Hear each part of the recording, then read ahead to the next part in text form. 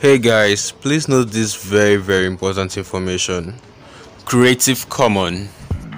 Alright, welcome back to YSB assignment. Today I'll be teaching you how to use Creative Commons to reuse videos. Step 1, search for the video you want to download. Alright, so I'll search for trending videos 2020. Okay, so you can see the list of trending videos 2020. Next, I will click on the three lines on the top right hand corner.